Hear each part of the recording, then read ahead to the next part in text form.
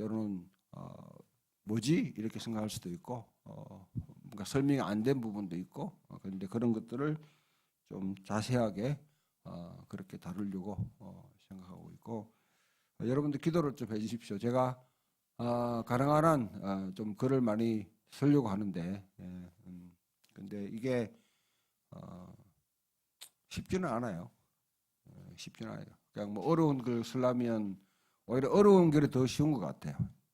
근데 쉬운 글은 더 힘든 것 같은데 좀 잘 풀어서 쓸 수 있도록 몇 가지 글을 지금 계속 써야 되는데 여러분들이 좀 기도해 주시고 이것도 하나의 창의적인 하나님의 창조 세계의 그 일에 참여하는 건데 동참해 주시면 감사하겠습니다.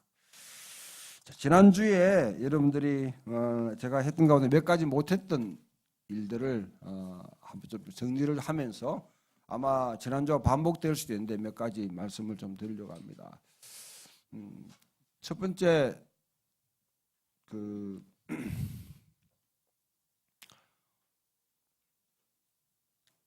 하나님이 태초에 하나님이 천지를 창조하시니라. 여러분들이 성경을 아마 이렇게는 읽어보지 않았으리라고 저는 생각하는데 뭐 너무 여러분들 뭐 과소평가하는 건 아니고요. 이렇게 읽기가 저도 최근 들어서 다시 읽기 시작하는데 창세기에 있는 이 창조 이야기를 왜 기록했을까? 이 분야에 여러분 창조과학이라든지 그래서 창조가 어떻게 됐는지 과학적으로 증명하려고 하는 지금 상당히 많은 논쟁들이 지금 뭐 펼쳐지고 있어요, 여러분들. 그래서 뭐 지적 디자인, 뭐 지적 설계 론도 나오기도 하고 다중격변론 뭐 이런 이야기도 나오기도 하고 뭐 기존에 알던 여러분 진화론이라든지 아니면 창조론 외에 덧붙여서 이런 논쟁들이 쭉 진행되는데 성경 저자는 사실 거기에 관심이 없습니다. 그 관심이 아니에요. 근데 성경 물론 저는 창조과학을 연구하고 창조론을 연구하고 과학적으로 증명하고 하는 거는 저는 과학자들이 할 수 있는 일이고 해야 될 일이라고 생각해요. 특히 믿는 사람들이 기독교 세계관에 기초해 가지고 해야 될 일이라고 생각해요. 그러나 창세기 저자는 그런 문제에 관심 있는 사람들이 아닙니다. 읽어보면 알겠지만은 창조가 어떻게 됐는지에 대해서는 전혀 이야기를 하지 않아요. 그러면 이 창세기 이야기를 왜 이게 창세기에 이 창조 이야기를 왜 기록했을까? 그냥 역사 기록 남기고 싶어서 아니면 뭐 인류의 기원이 뭔지 세상이 어떻게 맨 처음 시작됐는지 그런 문제에 호기심이 있어서 그 호기심을 풀어주기 위해서 모세가 적었을까? 아니면 여러분 주변의 다른 민족들 뭐 메소포타미아의 여러분 아시리아라든지 아니면 페르시아라든지 바벨론이라든지 등등 주변에 있는 여러 가지 민족들은 특히 이집트 같은 경우 다 자기들 신화를 갖고 있어요. 우리 민족도 우리 민족이 왜 여기 있는지를 갖다가 좀 이제 설명하기 위해서 하나의 우리도 신화가 있죠. 단군 신화라는 게 있잖아요. 단군 신화에 대해서 논쟁이 많습니다만은 그와 같이 하나의 뭐냐면 신화를 가지고 있어야지 그 나름대로 나름대로 민족적인 자존심, 정체성 이런 것을 가지기 때문에 그것 때문에 모세가 여기 창조 이야기를 하고 있는가? 저는 그렇지 않다 생각해요. 저도 이때까지 예수를 믿고요. 어릴 때부터 쭉 예수를 믿고 쭉 자라왔고 뭐 신학교에서 공부하고 또 뭐 아시다시피 유학도 하고 돌아와서 강의도 하고 하는 가운데 한 번도 이런 식으로 읽어보지 않았어요. 근데 이번에 다시 한번 하나님 나라가 무엇인가에 대해서 다시 한번 더 제가 한번 쭉 이렇게 일별하기 위해서 쭉 살펴보는 가운데 딱 걸리는 게 왜 이것을 기록했을까? 한 질문을 던지는 거죠. 그 질문은 여러분 이 창세기가 기록된 시점이 언제라고 생각하십니까? 어떻게 배웠습니까? 다시 말하면 창세기를 누가 기록했죠? 모세가. 예, 감사합니다. 참 그래도 여러분들은 전통적인 보수적인 교회에 다니면서 그대로 믿어주시니까 감사해요. 학자들 가운데는 이제 여러 가지 이 모세 오경에 대해서 여러 가지 설들이 있습니다. 그래 모세가 기록했다. 이건 이제 전통적인 입장이고요. 또 한편으로는 바벨론 포로를 생활을 하고 난 뒤에 이스라엘 백성들이 돌아와서 그 가운데 우리 민족이 어떤 민족인가 이런 걸 좀 이렇게 이제 좀 세계적으로 정리할 필요가 있다. 쉽게 말하면 여러분 성전의 종교에서 경전의 종교로 전환하는 과정 속에 모세로부터 쭉 옛날부터 쭉 내려오던 전성들을 쭉 엮어가지고 이거를 적었다 하는 그런 입장도 있어요. 저는 그 두 입장 가운데 저는 대한예수교 합동측 목사로서 모세가 기록했다고 분명히 천명합니다. 이해를 걸지 마세요. 이래서는 그건 제 입장이에요. 그러나 다른 비평적인 그런 사람들의 이야기를 듣더라도 일단은 모세에서 기원됐잖아요. 모세가 왜 이 창세기를 갖다 기록하고 출애굽기, 뭐 민수기, 신명기, 레위기 이런 걸 5권을 갖다 기록했을까? 어떤 책을 읽으려면 여러분 저자의 의도를 갖다 파악하는 게 중요해요. 저자가 왜 이런 게 그게 다 맞는 건 아닙니다. 항상. 그러나 상상력을 발휘하면서 여러분 생각해야 될 때 모세가 맨 처음부터 여러분 막 태초부터 지켜보고 있어가지고 카메라 다 찍고 아니면 기사로 적어가지고 아브라함 만나고 인터뷰하고 야곱 인터뷰하고 이삭 인터뷰하고 이래가지고 쫙 적었나? 아니겠죠.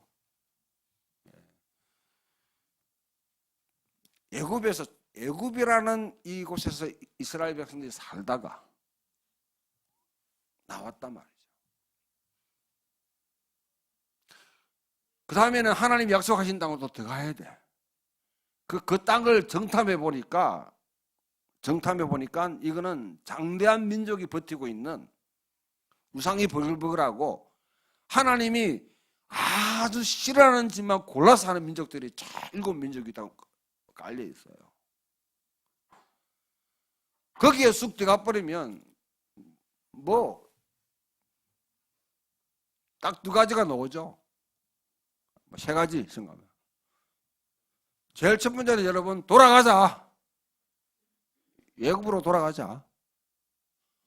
하나님이 가장 싫어하는 게 애굽으로 돌아가자는 거예요. 나왔던 곳으로 다시 돌아가는 거예요. 그 애굽이 어느 곳입니까? 어떤 곳이기에? 하나님 좀 변덕스러운 분 아니에요? 이런 질문하면 불경건한가? 하면 안 되는가? 요셉을 보내가지고 이스라엘 백성들이 어려울 때 애굽에 갔어요. 가라고 했어. 거기 갔어. 거기서 머물러가지고 인큐베이터처럼 팍 해가지고 60만 명 이렇게 이상 이제 여러분 큰 민족을 이뤘단 말이죠. 그래놓고 왜 나오라고 그러고 다시는 애굽으로 가는 것을 그렇게 싫어할까? 여러분 성경을 쭉 읽어보면 애굽으로 돌아가자는 그 일에 대해서는 굉장히 하나님이 아주 싫어하세요.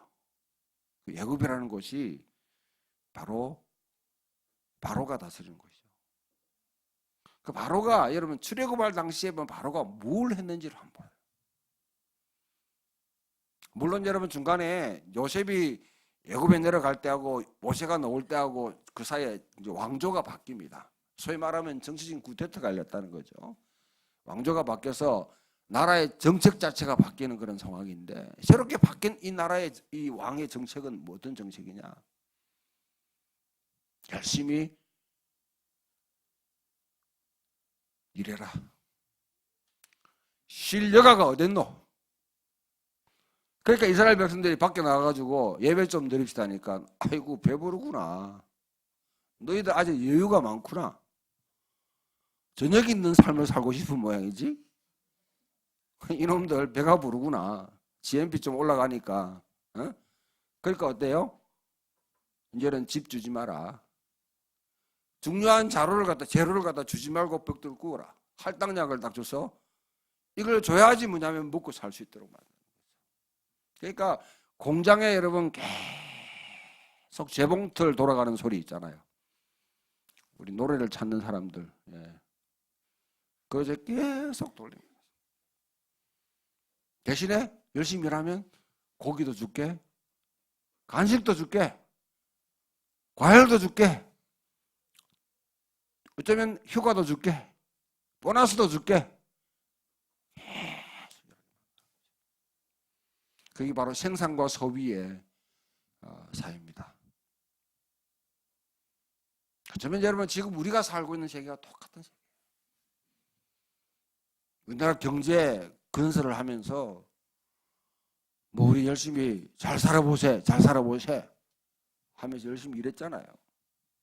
가족도 때로는 자기 삶도 그거는 사치스러운 일을 생각하고 중동에까지 가가지고 거기서 여러분 막 그 사막에서 열심히 일해가 돈 벌어오고 베트남에 참전해가 거기서 여러분 사람들의 흘린 피해 값으로 여러분 여기 경제를 건설하고 일제 36년 동안 우리 민족이 당했던 수모를 전부 다 여러분 헐값에 그냥 해가지고 그 대가로 경제 건설한다고 해가지고 붙이고 이 경제 때문에 민족의 자존심도 사람들의 인격도 사람들의 자존심도 존엄성도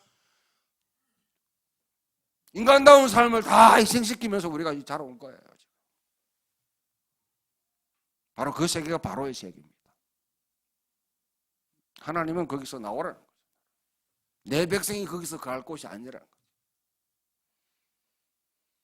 나중에 여러분 계시록에 보게 되면 하늘에서 들리는 음성 가운데 굉장히 엄정한 음성이 들리는데 내 백성아 너희는 거기서 나와서 바벨론 거기서 나와서 그들의 죄에 참여하지 말고 그들이 받을 재앙을 받지 말라고 해요. 거기서 나오라고 그래요. Out of Babylon.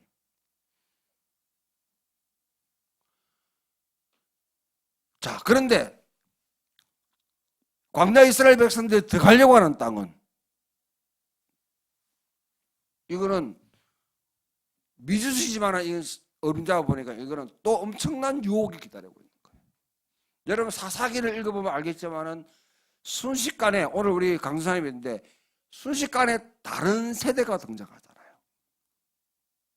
넥스트 제너레이션 다음 세대가 여러분 조상들부터 여러분 유업을 이 영적인 유산을 갖다가 받고 소화하고 그것을 자기 삶으로 살기를 거부하는 그걸 갖다가 우리 전수하지 않으면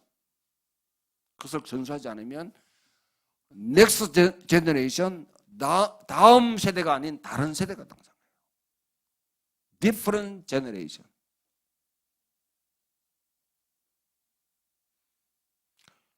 한국 교회가 지금 주일학교가 없는 교회가요 거의 60% 이상 됩니다. 60% 이상 돼요. 교회는 또 현재 대부분 한국 교회는 여러분 효율을 갖다가 중요하게 생각하잖아요. 전도사 한 명 여러분 세워가지고 불과 몇 명 되는 애들 갖다가 하려고 하면 어떻게 하라? 안 해. 포기해버린 거죠. 자, 그런 세대가 금방 등장해가지고 금방 아세라 바알신을 섬기고 쫙 빨리 돼가는 그걸 아는데 그러니까 중간에 여러분이 광야 40년 동안 뭘 가르칩니까? 너희가 바로와는 다른 애국과는 다른 바로 체계와는 다른 삶을 살아야 되고요. 가나안 땅에 들어가서 거기서 바알과 아세라성을 섬기고 우상을 섬기는 그 사람과 다른 삶을 살면서 그들에게 정말 제사장적인 나라로 제사장의 나라로서 그들에게 하나님의 말씀을 보여줘야 돼요. 하나님이 누군가를 보여주고 하나님이 이 땅을 다스리는 하나님 나라가 무엇인가를 보여줄 책임이 광야 이스라엘 백성에 주어졌다는 거죠. 그러면 하나님께서 이스라엘 백성들에게 40년 동안 훈련시키는 훈련의 기본적인 내용이 뭡니까? 그거는 여러분 경제관이에요. 경제관. 아까 말했던 여러분 애굽의 삶은 생산과 소비 끊임없이 일을 하고 열심히 일을 해가지고 버리고 그래야지. 일을 하면 여러분 그냥 일하는 사람이 그 이득을 다 얻나요? 우리나라 봤잖아요. 그때까지. 그래도 한 사람이 여러분 군주로 있는 땅에 거기에 다 몰려들어가는 거죠. 그런 세계에서 나왔으면 그것도 돌아가서는 안 되지만은 바알과 아세라는 번영과 풍요의 신입니다. 이 신을 믿으면 잘 산다. 옛날 농경사회이기 때문에 농사 잘 된다. 농사 잘 된다. 같은 부류에 그 기원했던 페니키아에 보면 저기 바다를 갖다가 이렇게 또 나가서 상업하는 사람들은 바다의 신을 또 섬겨요. 포세이돈 같은 신들. 그 외에 다 신들을. 거기는 다 신교입니다. 한 신만 섬기는 게 아니라 1+1 계속 하는 겁니다. 많이 섬기면 섬길수록 좋다. 그 여러분 사도행전 17장에 가보면 아테네에 가가지고 바울이 여러분 쭉 도는데 막 속이 부글부글 끓는데 야 여러분 종교성이 참 탁월하다. 내가 둘러보니까 이 신, 뭐 제우스, 뭐 이런 아폴로, 뭐 참 비너스가 다 하는데 그 신들 다 섬기도 혹시 빠진 게 있을까 싶어가지고 제단이 뭐냐면 알지 못하는 신, 혹시 까먹은 신에게 드리는 제단입니다. 지금이 그 제단이요 고고학적으로 발견돼 가지고 지금 뭐 어느 박물관에 있는지 모르겠는데 지금 그 정도로 여러분 사람들은 신에게 얽매이게 됐습니다. 그런 세상에 이스라엘을 던져 놓으면 그대로 확 흡수돼 버려요. 그들을 저항하며 그들을 극복하고 하나님의 나라가 무엇인지를 보여주기 위해서는 어떤 삶을 살아야 되는가? 초점을 안식입니다. 너희들이 안식일을 거룩히 지킬 수 있느냐? 안식일을 거룩히 지킬 수 있느냐? 여러분 창조 이야기해 보게 되면 자 땅이 여러분 땅이 혼돈하고 하늘이 혼돈한 거 아니에요. 하늘의 혼돈은 이미 한불 지나갔어요. 여러분 이 창세기 이전에 창세기에 기록되기 이전에 하늘에 한바탕 전쟁이 확 펼쳐졌습니다. 루시프라는 사탄이 하나님 반역해서 미가엘과 더불어 전쟁을 한바탕 벌려가지고 이 사탄은 하늘에서 쫓겨난 상태예요. 그거는 지금 여러분 창세기 이야기에 없죠? 없죠. 그러니까 얘들 쫓겨나니까 어디로 와요? 땅으로 왔는 거죠. 이제는 이 사탄을 때려잡아야 돼요. 이거 두더지 잡듯이 막 잡는다고 아니면 여러분 뭐 핵을 터뜨리든지 포탄을 터뜨려가 잡는 게 아니에요.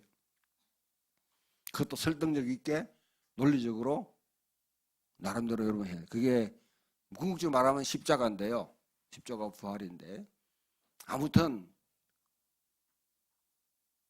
이 사탄이 땅이 혼돈하고 공허하며 흑암에 깊이 있다. 그런데 그 위에 하나님의 영이 수면 위에 운행하신다. 성령이 역사하시는 현장이 바로 그것입니다. 성령이 역사하시는 현장이 혼돈하고 공허하고 흑암이 깊은 곳이에요. 우리가 여러분 성령의 역사하신 거 하면 뭐냐면 그냥 우리가 청결하게 되게 가르치는 분 있잖아요. 죄 짓지 않고 회개하고 금식하고 목욕 제기하고 기도 열심히 하고 영적으로 이렇게 막 좀 거룩하면 성령이 그 가운데 임하신다. 전부 다 이런 무당들이 하는 짓이에요. 무당을 섬기는 사람들은 그렇게 해요. 신을 갖다가 접신한다든지 받아들이려면 그렇게 해야 돼요. 그러나 오늘 여러분 창세기 이야기에서는 땅이 혼돈하고 공허하고 질서가 없고 아무것도 텅 비어가지고 할 수 있는 자원이 없고 흑암이 깊은 암흑천지 암흑천지 거기에 하나님의 영이 수면 위에 쭉 운행하십니다. 성령은 그곳에서 임하십니다. 성령의 역사가 있는 곳은 그거예요. 여러분들 서로 간에 갈등이 있고 다른 의견이 있다는 것에 대해서 여러분들 두려워하지 마세요. 집안이나 이 공동체나 이 사회에 다른 의견이 있다는 것에 대해서 여러분 두려워하지 마세요. 때로는 혼란스러운 곳에 성령께서 역사하실 절호의 길을 드리는 겁니다.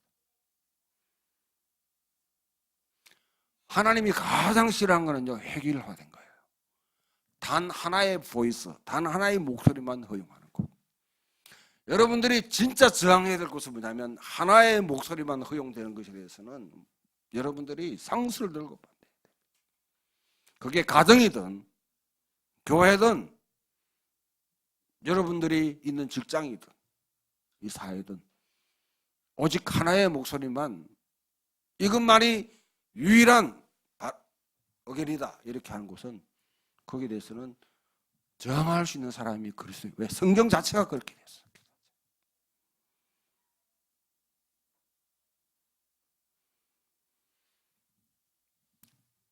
하나님의 영의 이 모습은요, 여러분 보면 마치 독수리가 암탉을 확 품는 거 있잖아요. 그 비유도 되고 한편으로도 보면 새가 뭐냐면 왜 동물들 보면 왜 개들 보면 뒷다리 막 이렇게 하잖아. 닭이나 아니면 막 이렇게 하잖아요, 그죠? 그래가지고 주변을 정리하죠. 그래서 끊임없이 성령이 마치 여러분 그 알을 품은 새끼를 품은 여러분 이 새가 밑에를 정리하듯이 끊임없이 바람을 계속 쏟아내는 거예요. 그래가지고 말리는 거예요. 물을 갖다 그래가지고 쭉 이래가지고 불어내요. 성령이 운행하시더라고요. 그걸 다른 측면에서 여러분 보게 되면 이스라엘 백성들이 애굽에서 출애굽에서 홍해를 건너잖아요. 홍해. 맞아요, 안 맞아요? 맞죠? 예. 건널 때에 60마리 여러분 그 바다를 갖다 옛날 바다를 갖다 건넌다면 갈대바다 있는 곳에 건넌다면 그게 가능해요? 내가는 여러분 뭐 바다가 갈라진 건 좋아요. 난 그거 믿겠어요. 난 아니 그러면 가다가 60만 원 들어가면 뻘에 다 처박혀 가지고 부적부적 해가지고 어떻게 나와? 다 뻘인데 여러분 저 서해안에 가가지고 바다 뻘을 갖다가 한번 그늘 보면 그게 얼마큼 무서운지 알잖아요. 동해 사는 사람들이 뭐 이 대구 육지에 사는 육지 것들이 뭐 알겠나 뭐. 예. 남해나 여러분 저희만 가봐도 이런 바닷가에 뻘이 있는 곳에 사람들이 많이 들이면 푹 들어가요. 근데 거기에 성령이 하나님이 동풍을 불게 하사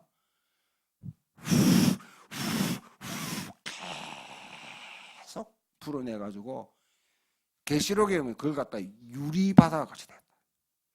우리말로 하면 시멘트 바다로 만들었다. 하나님께서 그 순간에 그 밤 사이에 아스팔트를 깔아가지고 이스라엘 백성들이 통과하도록 만들었다. 바로 그 역사가 성령의 역사예요. 성령님이 역사하는 것입니다. 그래서 무트를 갖다가 쭉 들어, 땅을 들어. 그게 초점은 땅이에요, 땅. 하늘은 여러분 하나님께 맡기세요. 하늘 걱정하지 말고. 하늘로 올라가려고 하지 말고 자꾸. 올라가서 떨어지면 어떻게 하려고 자꾸 올라가. 그 저 높은 곳을 향해서 바라봐요, 그냥. 그러나 저 낮은 곳으로 가야죠, 낮은 곳으로. 저 높은 곳을 향하여 날마다 나아갑니다. 저는 이거 할 때 저 낮은 곳을 향하여 날마다 나아갑니다. 의도적으로 불러야 돼요. 의도적으로. 땅이에요, 땅. 근데 이 땅이 하나님께서 여러분 지난번에 그 PPT 한번 보여주실래요?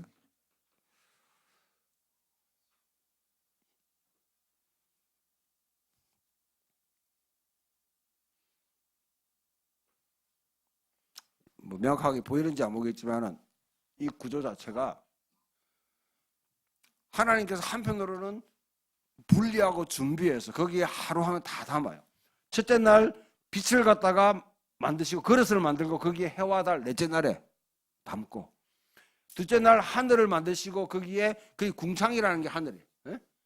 위에 궁창 아래 궁창에서 새와 물고기를 갖다가 거기 그릇에 담으시고, 셋째 날은 땅과 바다와 땅을 만드셨는데 거기는 동물들과 인간과 식물과 나무들을 쭉 주셨다. 사실 이거는요 의도적인 아주 잘 정교하게 잘 빚어진 하나의 비유와 같은 그릇이에요. 본래 8일이 돼요. 8일 다 숫자대로 다 하면 뒤에 3, 4까지 다 합버리면, 그죠? 그런데 그걸 갖다가 마지막 셋째 날에 여섯째 날에 거기 다 담아. 그래서 7이라는 구조를 만들어내는데요. 마지막 7은 안식. 여기에 첫 번째 여러분, 인간은 창조의 면류관이 아닙니다. 창조의 면류관은 안식이에요, 안식. 인간은 하나님의 형상으로 지음받았어요. 고귀합니다. 다른 어떤 존재와도 차별되는 아주 소중한 존재예요. 그러나 인간이 본래 받은 소명은, 아담과 하와가 이 땅에 거기서 여러분 빚음 받아가지고 피조된 것은 본래 뭐냐면 창조 세계를 돌보는 하나의 관리인, 청지기로서 지음받은 겁니다. 하나님의 창조의 역사가 이스라엘 백성들에게 성경에 보면 7이라는 숫자가 완전한 숫자죠. 그렇죠. 그런데 6이라는 숫자는요, 사실 이게 사탄의 숫자라고 그러잖아요.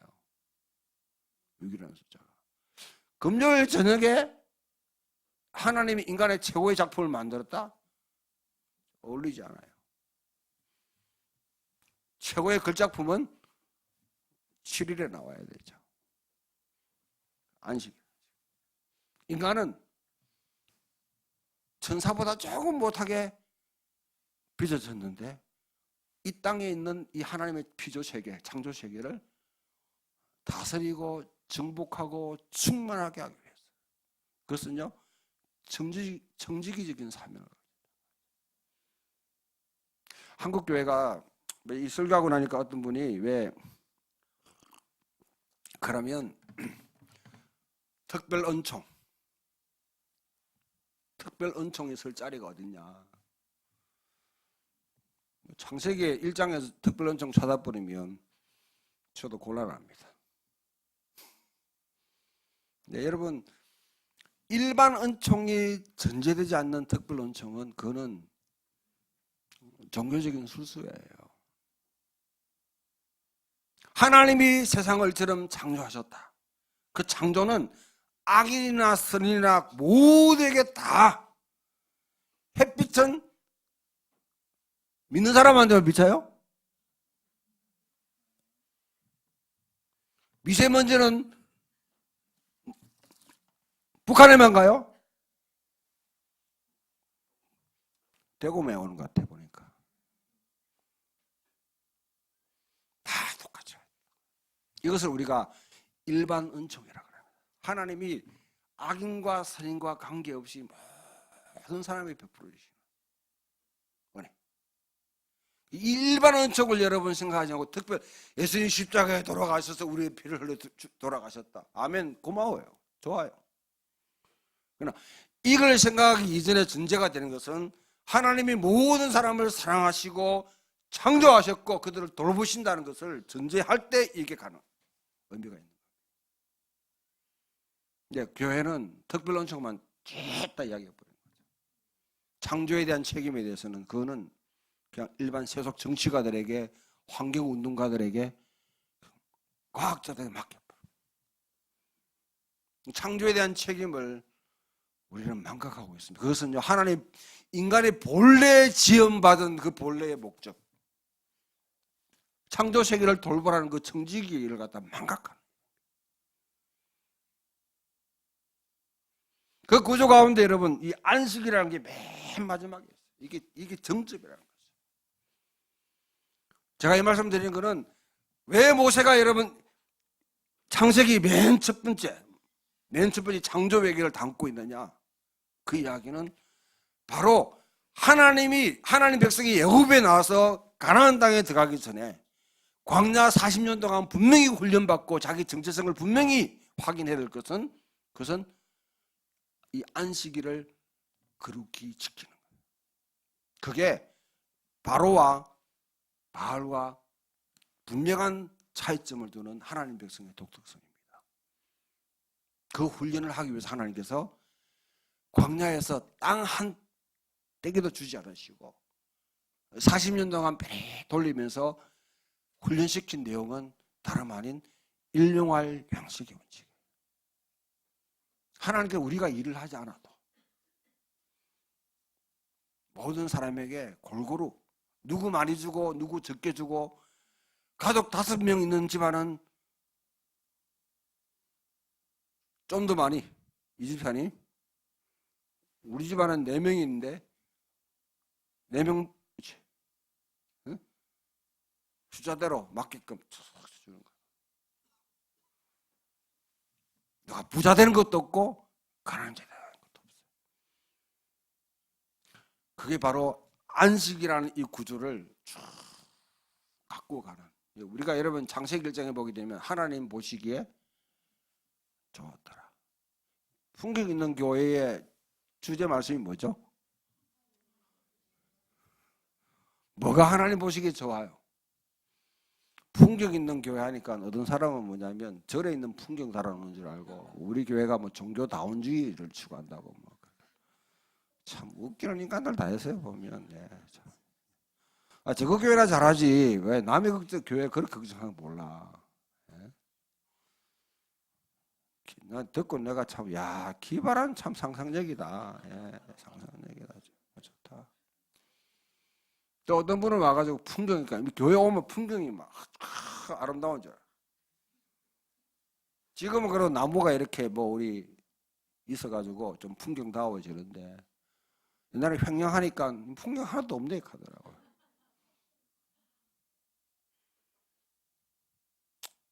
사람의 상상력이라는 게 그만큼 고갈되어 있는 세상. 지금은요 시인이 필요한 시기. 시적 언어로 이 세상을 이야기할 수 있는 사람이 필요한 시대. 예언자는 풀어서 이야기하지 않고 시적 언어로 이야기해요. 성경을 읽을 때 여러분이 산문으로 쭉 나오다가 시가 탁 나오는 순간이 있어요. 운문으로 기록된 부분이 나옵니다.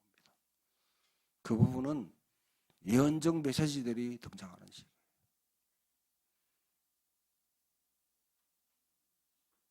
하나님 보시기에 좋았더라. 하나님이 보시기에 좋은 그 풍경을 만들어가는 교회. 어떤 환경입니까? 하나님 보시기에 좋았다는 게 뭡니까? 여기 보면 딱 맞아가면서 적합하게 연결되고 분리되고 채워지고 데코레이션 장식되고 아구가 척척 맞죠. 이 말은 조화를 이루고 평화를 이루고 경쟁하지 않는, 자기 살기 위해서 남의 자리를 차지하지 않는, 뺏지 않는. 여러분 이 교회에서 제가 왜 여러분 직분자에 대해서 그렇게 알레르기 반응을 일으키냐면 저도 여러분들 직분 다 드리고 싶어요. 제 나름대로 저분은 장로 같아, 저분은 참 권사님 같아, 저분은 안집사로 좀 했으면 좋겠다 하는 분들 있어요. 제 마음에. 왜 여러분 그 직분에 대해서 그렇게 알레르기 반응이 일으킵니까? 사탄이 교회에 심어놓은 젊은 한 수가 이 직분을 뽑아가지고 사람들 경쟁시켜요. 그럼 직분을 갖다 여러분 뽑아놓으면 잘 돌아가냐? 그 책임 소재를 묻죠. 그리고 안 된 사람은 시기예요. 질투예요. 내가 그런 거 이때까지 여러분 교회 환경에 쭉 자라오면서 너무너무 봤고 목회 이전 앞에 목회하면서 저는 이거는 목회 지금 제가 저기 30년이 다 돼갑니다.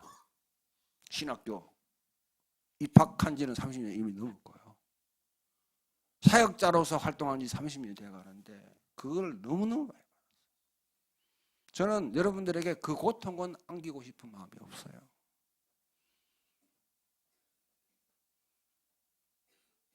옆에 교회가 뭐 한다면 따라해. 왜? 교인 안 뺏기려고. 옆에 교회가 여러분 건축하면 이 교회도 건축해야 돼. 교회가 교회끼리 경쟁하는 사이예요. 교회 내부에서도 서로 경쟁하고 누군가 여러분 또 주목받고 또 자기 존재감을 드러내지 않으면 아주 그냥 견디지 못하는 사람이 또 있어요. 일을 쳐서라도 존재감을 갖다가 드러내는 사람이 있어요. 왜 그렇게 해요? 왜? 하나님 주신 은사대로 자기에 맞게끔 충실하게 살아가면 인부지불원이면 불려군자오라. 남이 나를 알아주지 않는다 할지라도 자기 길을 묵묵히 걸어가면 어찌 그를 군절하지 않겠는가? 응? 좀 조화로운 세상에서 평화롭게 서로가 우리가 결핍도 있고 흠도 있어요. 세워주고 이해하고 가능한 이해하려고 하고 그러면서 아웅다웅 살아가는 곳이 바로 여러분 창조의 세계죠. 한번 생각해 봅니다. 사자가 있고 호랑이가 있고 그 다음에 여러분 여우도 있고 뭐 그 하이에나도 쫙 노는데 보면 토끼 한 마리가 탁 오니까 하이에나가 저거 잡으려고 딱 가니까 사자가 저거 내 건데 호랑이가 옆에서 안 돼. 우리 식구잖아. 식구잖아. 그런 세상. 그러니까 여러분들 참 이사야 11장에 보면 그 광경을 그리고 있잖아요. 사자와 양이 서로 뛰놀고 곰과 염소가 서로 장난치고 어린아이가 독사굴에 넣어도 헤함이 없고 포식자와 먹이가 서로 먹으려고 작정하는 것이 아니라 서로 박수치면서 놀고 그 세상. 그럼 그 세상을 어떻게 그 세상에 언제 오는가? 예수님 오시면 참 다 여러분 가장 믿음이 좋은 말이죠. 예수님이 하신다. 하나님이 하신다. 성령님이 하시옵소서. 가장 믿음이 좋은 말이면 가장 무책임한 말. 경건한 사람일수록 기도하는 사람일수록 여러분 그 말을 하게 되면 그거는요 반쪽짜리 신앙이에요. 반쪽짜리. 집회에 여러분 여기 돈에 뭐 1,000원짜리 1,000원짜리 반만 있으면 뭡니까?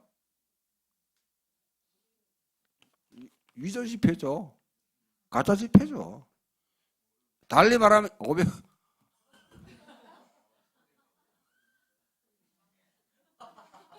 반이 없는데 이게 그거 말고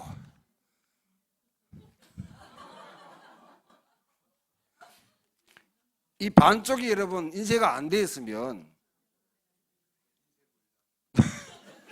이거는 화폐 가치가 없는 거지. 달리 말하면 짝퉁이에요. 짝퉁. 이 한국 사회에 이 짝퉁들이 얼마나 많아요. 얼마나 많아요. 그걸 극복하라는 거예요. 다른 사람 보고 짝퉁이라고 하지 말고 다른 교회 여러분 잘 다니는 사람 보고 네 짝퉁이 내가지 말고 우리 자신은 짝퉁이 안 되려고 몸부림쳐야 돼. 하나님이 이 땅에 대한 관심을 기울이는데 거기에 여러분 그 창조 세계를 돌보라고 세운 사람들이 우리라고 그러면 우리들이 뭔가를 해야 되잖아요. 그 지난주에 여러분 계속 우리 공동체에서 금요일마다 지금 효과적인 중보기도에 그 원식에 따라 기도하는데 계속 왜 주저하냐, 묵묵거리냐, 왜 게으르냐 계속 말씀하시는데 도대체 뭘 이야기하시려고 이렇게 하는 건지 내보고 사임해라고 그렇게 하나. 저는 그 생각도 해봤습니다. 내가 물러가볼까? 그럼 일이 뭐 하나님 원하시는 건가? 여러분 가운데 얼굴이 확 빛나는 사람도 있는데 예, 고맙습니다. 예. 아니면 이 공간을 갖다가 다 떼치워버리고 어디 가버릴까? 뭐 별의별 생각 다 해봤어요. 여러분들은 별 관심 없는지 몰라도 저는 고민 많이 했어요. 지난주에 명확하게 하나님께서도 말씀하시는 게 저는 지금 우리가 하기로 했던 이런 일들, 공동체적인 고백들 기도하시는 가운데 어떤 분이 참 이런 말씀하실 때 너무 가슴에 와닿았는데 하나님 나라의 생태계를 회복하는데 나는 건강한 나무가 되기를 결정하겠다. 숲은 내 혼자 다 할 수 없는 거야. 내 스스로가 하나의 건강한 나무가 되면 그 나무들이 한 그루 한 그루 세워지면서 큰 숲을 이루어. 그래서 생태계를 회복하는 거죠. 거기에 우리가 공동체적인 고백, 결단적으로 모세처럼 아유 우리가 뭐 하겠습니까? 부모교회가 하면 되죠. 저 동복교도 있는데요. 우리 같은 교회가 뭐 하겠습니까? 또 다른 사람이 보면 아이고 너가 뭐 하겠노 이렇게 할 수도 있고. 근데 하나님께서 고백, 공동체적인 믿음의 고백을 하기를 원하시는 거죠. 플라스틱 제로 심각한 문제입니다. 이 환경 문제에 대해 생태 문제에 대해서 여러분들 우리가 좀 더 넓은 시각으로 계속 접근하고 여러 가지 일회용 사용하지 않기로 결정하고 공정무역 커피 고민이 많아요. 주문하니까 주문이 안 와. 참 어떻게 해야 될지 모르겠는데 그러니까 이게 뭐 여러 가지 막 그것도 하여튼 막 제가 생각하니까 아유 참 근데 그것도 지속적으로 하기 바라는 거죠. 적어도 우리가 할 수 있는 난 우리가 여러분 인류 전체를 책임질 수는 없잖아요. 네? 여러분 지구는 삼성사한테 누굽니까? 지구 방어대도 맡기고 우리가 할 수 있는 일이 뭔가? 그래서 이번에 아이강 여러분 5월 5일 날 우리 가잖아요. 네, 할 때는 이번에 우포르프로 가려고 합니다. 우포. 네. 거기 가서 하나님이 주신 이 태고의 이 자연이 무엇인지 좀 눈으로 보고 느끼면서 좀 그 감각을 갖다가 일깨워 가야 돼요. 저라고 여러분 뭐 이 생태 문제나 환경 문제를 다 알고 잘 아는 신학적으로 정립되어 있는 사람은 아닙니다. 제가 맨 처음에 책을 번역한 책이 그 책인데 저는 지금 30년 넘었는데 지금 내가 그 내용이 뭔지도 모르겠어요. 내가 번역해놓고도.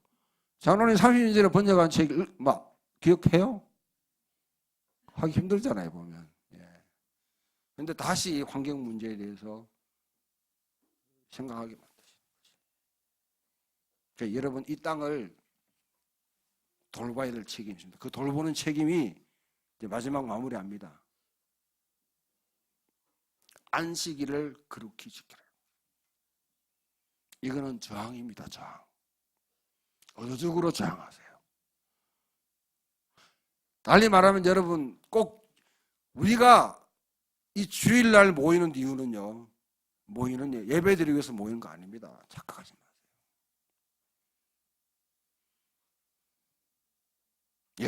예배는 여러분 집에서 들을 수 있어요.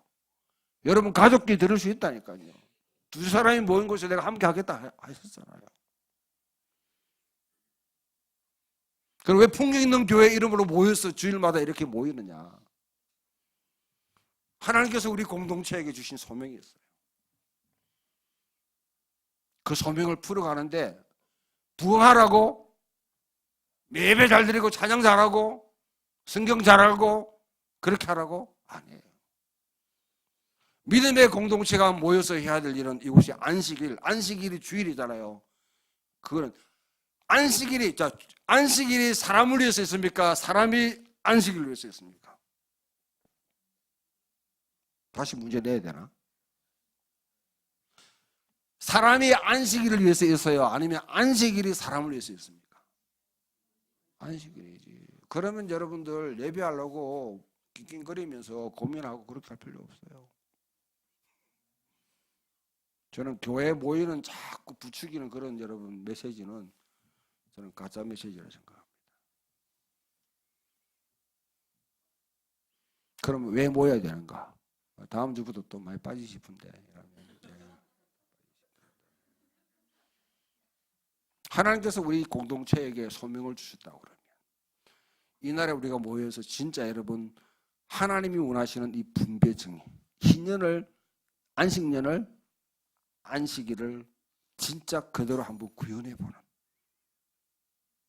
그거는요 쉽게 말하면 그거예요. 우리가 빚을 통감해 주는 겁니다. 서로 간에 빚진 사람 있습니까? 안 받게, 안 받을게. 그게 좀 힘들면 아까 우리 회선자매가 또 기도한 내용도 있는데 서로 간에 뭐냐면 좀 엉어리진 것도 있거든. 우리 살다 보면 부부가 만나도 매 싸우는데 끝났죠? 예, 해결돼. 나는 장로님 가정이 좀 다소다니까 내 기분이 굉장히 좋네 보니까 위로가 되고 늘 하여튼 부담이 하여튼 모범적인 가정으로 이렇게 해가지고 늘 부담이 와가는데 두 분이 싸웠다니까 내가 참 굉장히 위로가 되고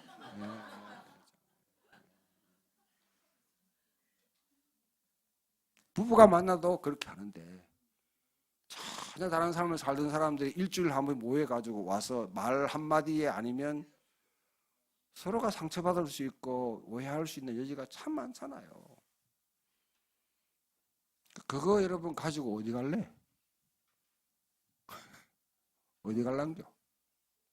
그런 것도 풀고 그게 바로 여러분들 희년 안식년의 정신입니다.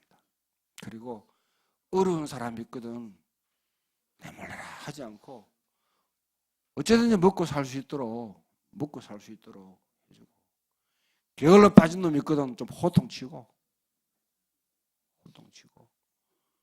그러면서 서로가 함께 서로 책임지며 살아가는 그 진정한 코이노라를 이룰 수 있는 그런 공동체가 되면 이 사랑하는 공동체를 통해서 하나님 나라가 이 땅에 세워지고 전파되는 겁니다. 창조에 대한 책임을 지고 여러분 이 성경 전체를 의도적으로 여러분 한번 하나님 나라 이 안식일이라는 이 측면, 희년이라는 구조로 쭉 한번 읽어보면 나름대로 의미가 있을 거예요. 저도 다 정리된 걸 지금 하는 건 아니고 저도 신음하는 겁니다. 피드백도 주시고 그렇게 주면 감사하겠습니다. 예, 찬송가 69장